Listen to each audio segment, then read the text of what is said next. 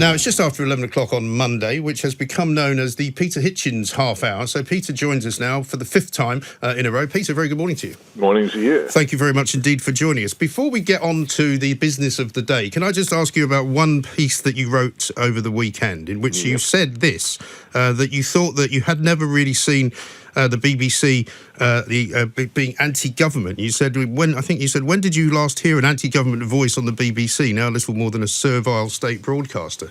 I would surely take issue with that, because the BBC, led by Laura Kuenssberg, has been very critical of the government, hasn't it? No, what they do is they criticise details of the implementation of the government policy.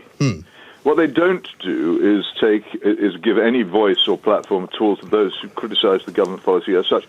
If you'd lived in the old Soviet Union, a censored police state, as you did, as I did, yeah. There was plenty in the Soviet press. There's plenty of criticism of the delivery of policies by government officials. There was no shortage of that. You're completely free to do that because it didn't strike fundamentally at the legitimacy of the state, or ever suggest that the Communist Party's dominance of everything and all the policies, mad policies, which were then followed by it, were wrong. So you can criticize at that point, but that's not anti-government. That just serves a safety valve purpose of giving the appearance of dissent while actually not allowing any. And I would make the particular point here. One of the most prominent people in this country is Lord Sumption, a former Supreme Court justice, so loved and caressed by the BBC that they did an extraordinary thing a couple of years ago, I think actually last year, and awarded him the Reith Lectures, probably the biggest honour the BBC can provide. This is something given to somebody who really has something to say. Yeah. They really loved him. Well, when Lord Sumption said, as he did, that this whole shutdown was wrong and in many, many ways mistaken and dangerous, the only BBC programme which actually gave him any time at all that I've been able to trace was The World at One. Apart from that, nobody. So a year ago, he was the hero of the hour. He was the person they most loved. They actually gave him free interrupted airtime for, I think, 6 weeks for long lectures. But when he says something critical about this policy, down come the shutters. He's not on Newsnight. He's not on Question Time. He's just not anywhere to be seen. Now, I think that demonstrates it. I'm just a scribbler, so whether they give me time or not, people will quite legitimately say, well, why on earth should they give Peter Hitchens any airtime? That's that's why we like having you on here. In the case of Lord Sumption, you can't say that. This is someone who the BBC esteemed and thought of as, quite rightly in my view, as a major intellect and an extremely important public figure. When he criticised it, they didn't actually treat this as the event that it was. Yes, but he's also what you need to know. Yeah, he's also committed the heinous crime of suggesting that gender equality might have appalling consequences for justice. He said all kinds of things, but these didn't trouble anybody. I mean, if you read the Reith Lectures or listened to them carefully as I did, and I wrote about them at the time because they were so fascinating, they were obviously the exercise of an extremely powerful mind. And not just that, but beautifully stated in good, clear English by somebody who knows what he's talking about. But as I say, you cannot say that he's a person of low status or no importance. A former member of the Supreme Court is obviously an important person, nor can you say he's stupid or illiterate or in any other way marginal. And yet when he voiced serious, cogent criticism of this policy, the BBC did not in any way rush to give him a proper platform. Yeah, I mean, that is the difficulty. I mean, I have to say, I've been sorely disappointed. I take your point, and I understand what you're saying, but I'm also sorely disappointed with the kinds of questions that are being asked of this government. You know, albeit that they're very rarely asking the sorts of questions that you would ask, like, you know, why are you doing this, and why would you not, why would you not consider a different form of lockdown which allows the economy to work better and all of those things? But they're not actually very good at it anymore, I don't think. I think we've got they a really... were, Mike. I mean, I speak as a former political correspondent and sworn member of the Westminster Lobby, a very strange organisation of men and women to which I once belonged, and therefore of which I can speak with some knowledge. It's worse than it was when I was in it. When I was in it, there was a certain amount of club ability, yes, willingness to be part of the machine, but there were also several independent minds and many people who were prepared to write awkward and difficult things. And there was a variety because different people had different contacts, and there were genuinely two distinct parties in those days. But since the days of Alistair Campbell in the 1990s, the parliamentary lobby has basically become a government organ. Yeah, there are a few exceptions. I liken it now among the Sunday papers, which can't run with the flock. But in general, particularly with the broadcasters, and it's a big problem. Yeah, I mean, I liken it now more to a sort of the sports reporting around a football club. You know, if you fall out of favour with the manager, you don't get invited to the press conference. You don't get the stories. So you don't get anything. In the end, it becomes difficult to work. And right. This is what Alistair Campbell discovered about it, and he exploited it. And every subsequent Downing Street press operation has done the same. Yes.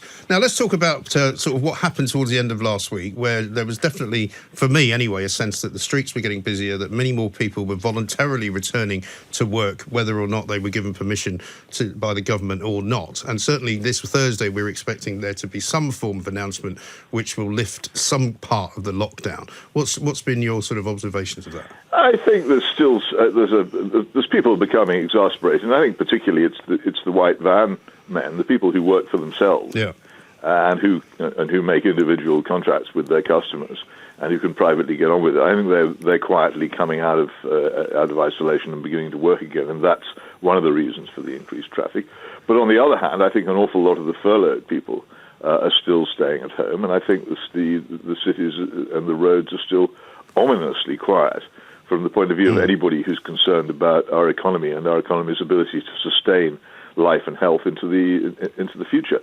The country is still undergoing that untreated heart attack and stroke of which we spoke last week. Yes, indeed. And as far as what you think they could do, I mean, for example, if Boris Johnson, who is going to speak on Sunday next as well, I believe, as Thursday, I mean, what could they do you think, to administer what you might, if you continue the analogy, some form of, sort of heart starter? But this is this glacial pace. I mean, you're going to be interviewing the owner of Il Portico later on.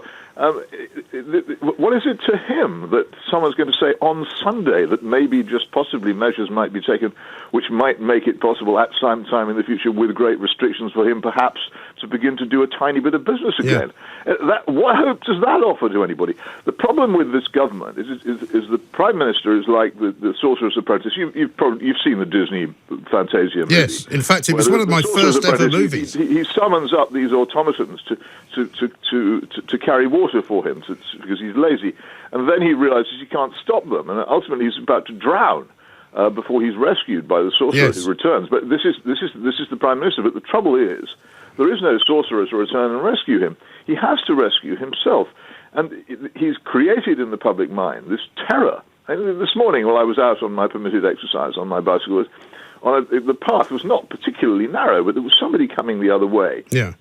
And she, not having been informed of the weekend's developments, that the so-called 7-foot rule is in fact based on nothing at all, rather than continue bicycling in the opposite direction, stopped 10 yards from me and waited with an expression of saintly patience on her face while I went by at a speed of probably 15 miles an hour, 4 feet from her. Right.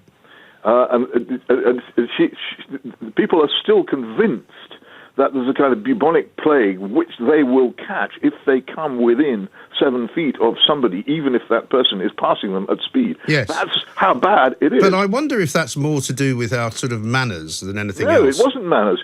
She genuinely was frightened that I would give her this bubonic plague. Right. Well, but I mean, what I mean by that, the disease is much more serious than in most cases it is. Secondly, she thought that the ability we have to infect each other is much greater than it is. And these are two things which have been promoted by the government for weeks. And if it wants to bring it to an end, it's going to have some courage and start saying, actually, the danger is if the danger is over, or people will not be willing to go back to work. The problem with this is, the reason why we're having this argument is this.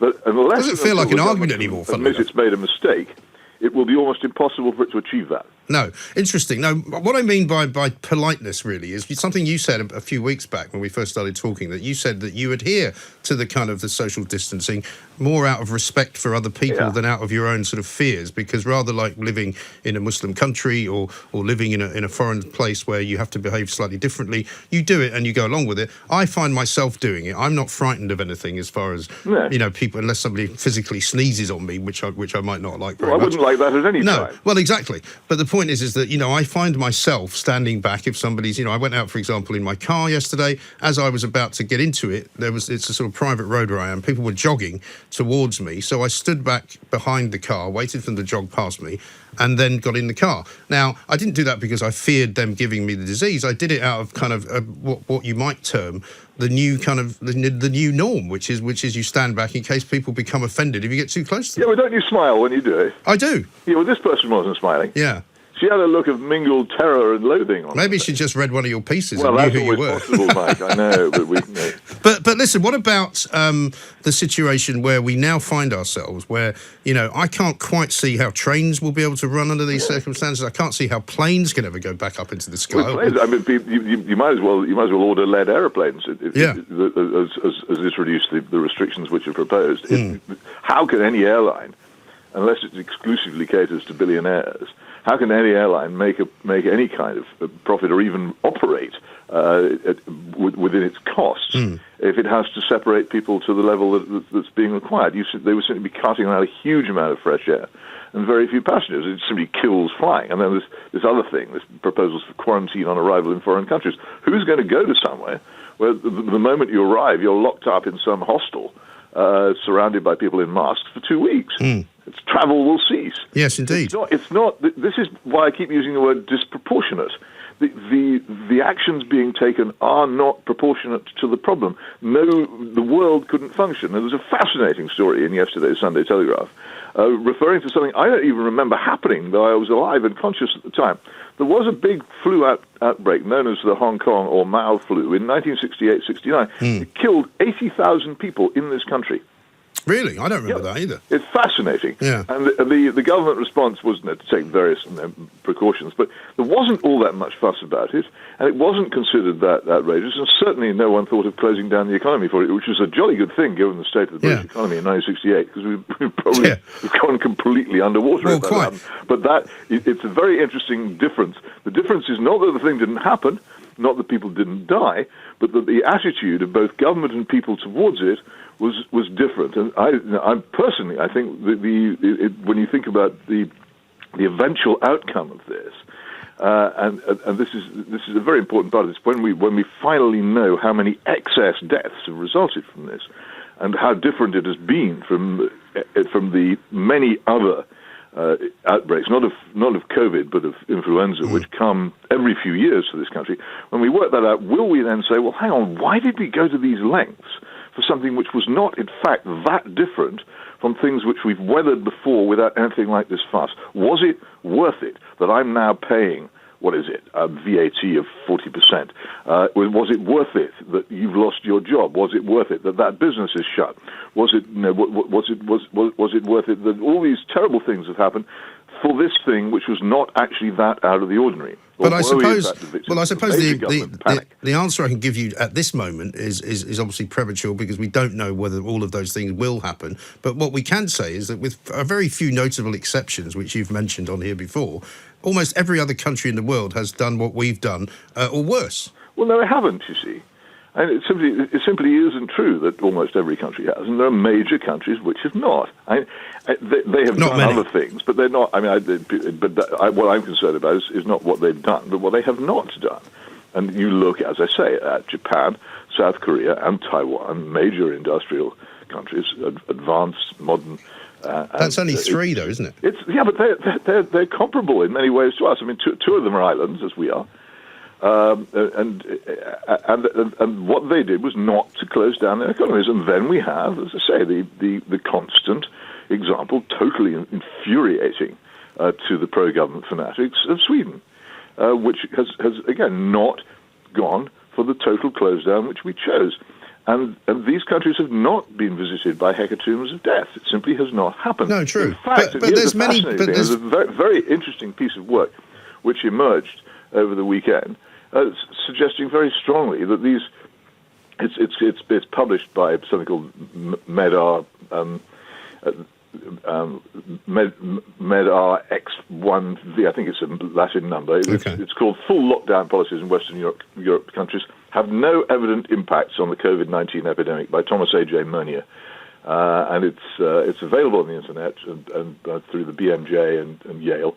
And it says that there is no evidence that the lockdown policies have any connection with what then happened. These strategies might not have saved any life in Western Europe. And This fits together very much with the work done by the Centre for Evidence-Based Medicine in Oxford, which has produced this fascinating chart of the deaths from COVID in this country on the days they actually took place, not the day they were announced, which still shows, each time it's revised, still shows clearly that the deaths in this country peaked on April the 8th.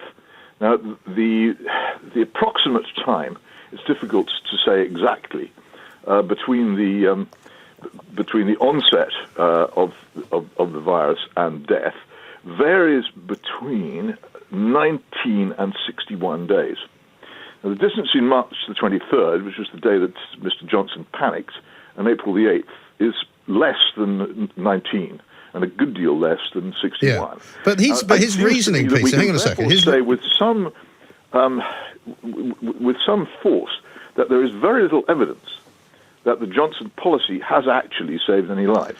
That some other reason. Yes, but I've always said for the peaking of deaths on April the 8th. But I've always said, Peter, that the lockdown was not about saving lives. They were I know you said that, but it doesn't get over the point. No, but the point is that we know. If people were mortally ill, then you wouldn't put them in intensive care.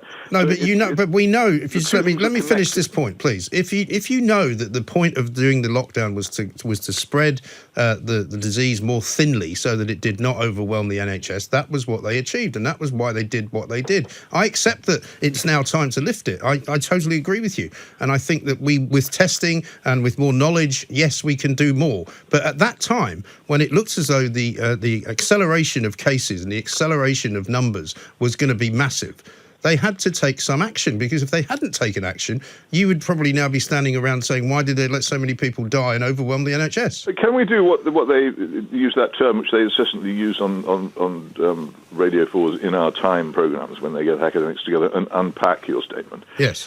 What you say is that that first of all it was obvious that that this was the intended effect, and also you seem to me to assume that because the hospital intensive care units were not overwhelmed, that the reason for this was that the action was taken. Well, I have no other reason to believe it. Well, but maybe so. But I have to put this to you. You are the one who supported an action which has done damage to the British economy, which will probably last for decades, which will do deep and painful damage to the National Health Service, possibly, which is, while it's going on, causing grave difficulties to the treatment of such things as cancers, because they're not being detected, and of heart attacks and other things, because people are not going to hospital when they should be. Well, that's minimal, though. Oh, I don't know about that. It's certainly not minimal if it happens to you.